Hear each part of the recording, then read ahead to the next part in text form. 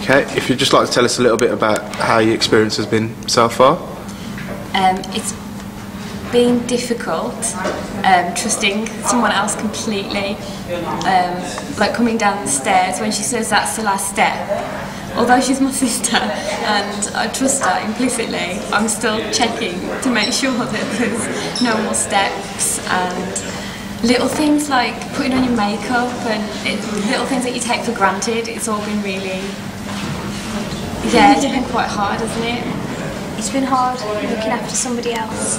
Because normally if I just wanted to go and get a drink, I'd just get up and go and get one, but having to let them know and making sure they're somewhere safe before you can walk off and leave them. And when I'm trying to get ready, having to stop and start to help the other person as well. It's hard. And she's been a lot quieter than normal. She doesn't talk unless you can speak directly to her, especially at dinner. Yeah. Didn't get herself involved with everyone else's conversations like you normally would. No, because you don't really know who's talking to who. You don't know if someone's talking direct to you unless they say your name. Yeah. And when you're in complete darkness, you don't know where anyone is, and you're looking around and you're like, oh God, which direction am I supposed to be facing? And I keep trying to describe everybody to her so she remembers who they are from before she put the goggles on, but I'm not having much luck. Yeah, it's been good, really enjoyable. Good, good.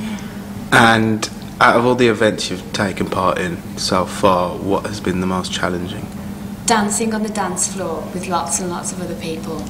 Yeah, it's really intimidating and scary because you keep bumping into people and you're not sure like if they're part of your group or like a random person, and you don't know which direction to face, and it's really, really loud because all your other senses are heightened, so you can hear everything, and you just sort of stood there like, oh.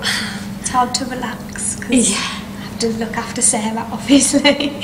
So trying to make sure she doesn't walk into a table, so I can't just walk in front of her. I have to constantly be checking everything around you to make sure it's safe. And when I went into the bathroom this morning to make sure I told her that I'd left the hair straighteners on so she doesn't start feeling around on the table and burn her hand. And at breakfast, trying to carry everything while trying to guide her at the same time. I had to make a couple of trips and leave you standing at the table. And dinner last night. Dinner is hard. Eating is hard. You don't know if anything's on your fork. I was like, have I got something? And I kept trying to just eat and there was nothing on my fork. It was so hard. It took me so long to eat dinner. It did. And I kept saying, Leanne, is this something I like?